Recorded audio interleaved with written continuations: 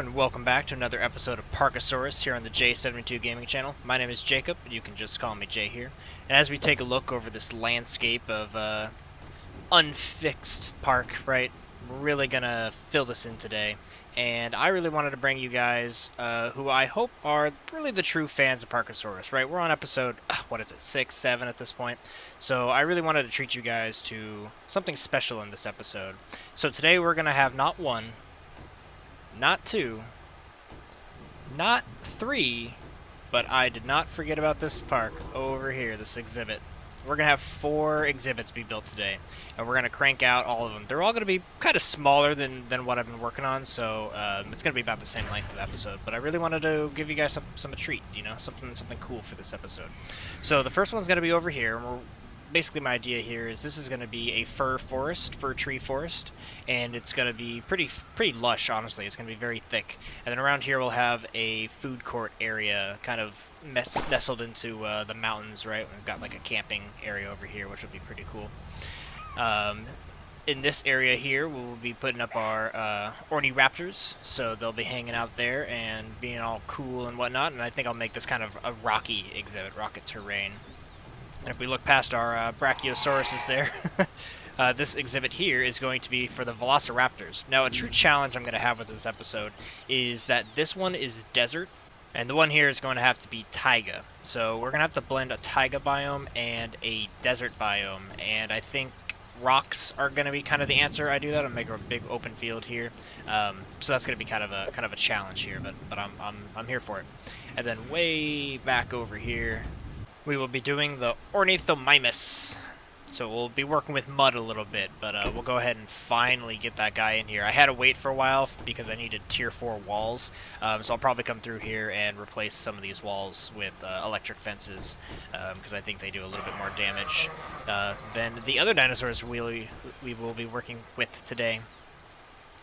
So yeah, folks, sit back and relax, and we might have about 2 songs, about 6 minutes of this. I hope you guys enjoy these time lapses for all these exhibits, and at the end, of course, I will bring you back in and kind of explain my thought process behind each one and show you off some of the dinosaurs.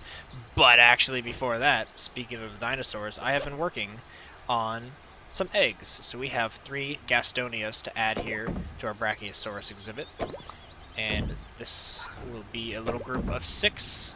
So they will be happy, and then I have actually forgotten to to get the full herd here of the Parasaurs. We've had 2 this whole time, right? We've had Blair and Moses, 2 of our first dinosaurs, really, of the entire park. You can tell they're 3 years old. And the park is only about 4 years, I believe. So yeah, we'll put in this guy. It'll be a little kid for the Paras, but they'll make a herd. And another quick note that I just want to mention, I think it's really cool. I put the dinosaurs here, and I put the Kentrosauruses over here, which are looking pretty cool and spiky. I just really like an aspect about this game that I kind of put them near their exhibit here, their shelter, and they kind of just hang out about it, so they don't roam, and I can have this really big exhibit of one biome, and the dinosaurs still kind of stay where they are. They don't roam too much, so this is kind of like the Kentro exhibit on the left here, and this is the Par exhibit on the right. Alright, folks, but like I was saying, enough of me gabbing. Let's get to some time lapses. Enjoy the music.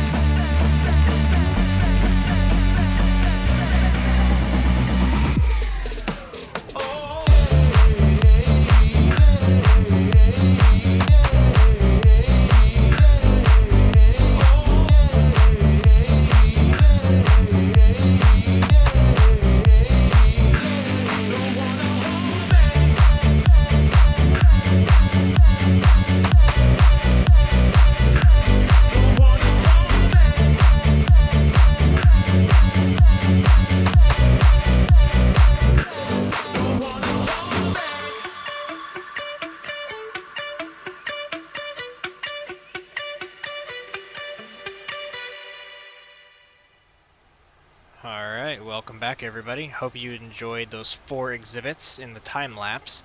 I didn't show you me putting down all the grass and such and like the exhibit feeders and the exhibit shelters and stuff, just because it was going to take some time and I wanted to cut down and just really show you kind of the grand scheme idea, right? Like mainly the trees and the bushes and the rocks and the rivers and such. So with this exhibit here, this is the first one I want to talk about out of the 4 I worked on. This is our Taiga exhibit for 2 kind of ankylosaurs and another parasaur equivalent.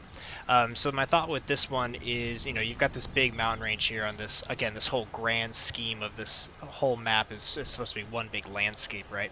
So the idea with this one in the back here is that this mountain pass is so tall and so jagged that it really does divide the terrain. So you've got different types of trees on each side, and really only one grand oak tree managed to escape and kind of get over to the other side.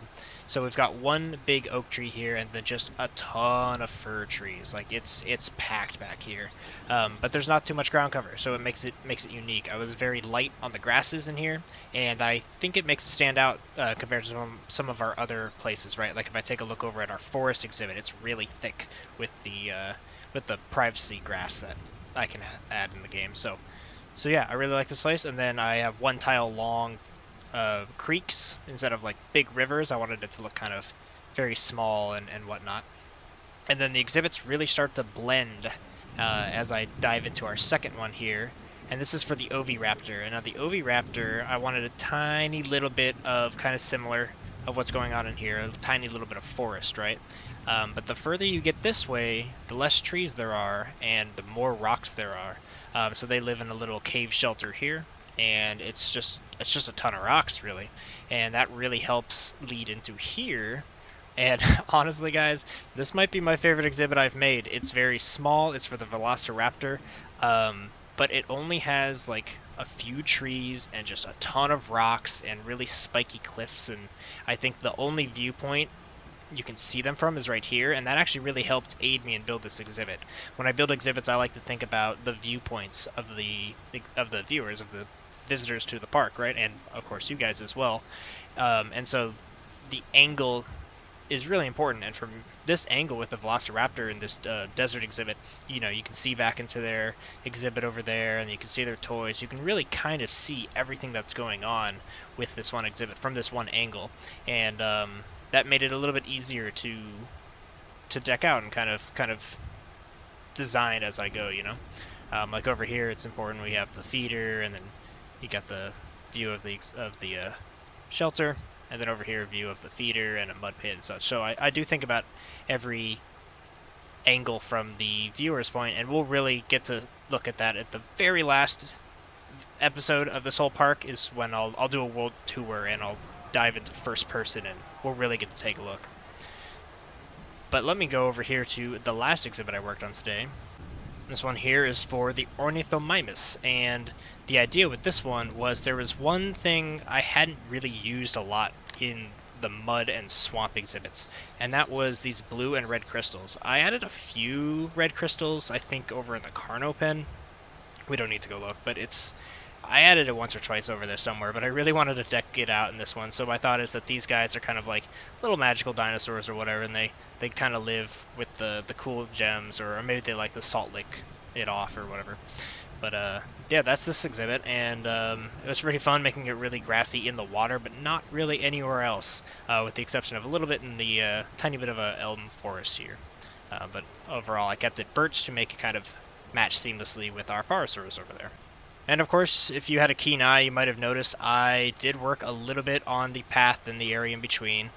These aren't completely done. I will come through here and detail it out, kind of like I have with the other places, here and there, and really just kind of over time as I do the maintenance behind the scene with the portal system and getting all the eggs and such, which is actually a good time for me to mention to you guys that I won't have these dinosaurs in this episode, unfortunately, that are going in all these bins. It's going to legitimately take me probably about maybe an hour or two just to get all the dinosaurs packed in, so I will have those ready for the next episode, but unfortunately this episode is really just going to be about each of these exhibits and kind of my thought behind them and how I go through designing each of these biomes, because that's, to me, one of my favorite parts of this game. Alright, so looking forward here at the last exhibit that we have to do. This is it. This is the very last one, the grand finale. That will be next episode, and I'm going to be doing something a little bit different with this space. Usually, you know, I cut to time lapse and I just kind of design behind the scene, and it allows me to kind of just really zone into the work and kind of spend a lot of time and focus on the design. But with this one, I want to try something different, and I'm actually going to build alongside with you guys. So there's not going to be time lapse. You're going to get to see my thoughts, and I'll really be able to explain kind of how I go through and design these exhibits. And hopefully you enjoy that, and you want to see my insight on that. And it's going to be a little bit harder, right? I'll have to find something to do talking straight for 20 minutes or 30 or whatever it'll be. But I think it'll be good, and I'm really excited for this because it'll be the grand finale. And then the episode after that will be in first person, and we'll be taking a look at all these exhibits and just kind of enjoying it. So anyway, folks, that's it for today's episode. We've got a lot of work done, and just flying over this park here, it makes me proud. I'm happy of this park and really enjoying all the work I put in, and I'm excited that you guys got to join me on this journey. So, yeah, guys, I'm going to put some dinosaurs in here slowly over time and add some little bit more things I got to do, some tedious chores like hire the staff and all that. But we'll finally hit pause. I've been paused for hours, but we'll let these dinosaurs finally live in the moment. But alright, folks, that's it for me. If you enjoyed this type of content, I once again thank you for watching this full series if you have. But yeah, drop me a like, give me a subscribe if you want to see more. This series is almost over, but I am not done with creative zoo builder games, so please join me in that adventure. And yeah, hope you guys have a good rest of your day, and I'll see you next time. Peace.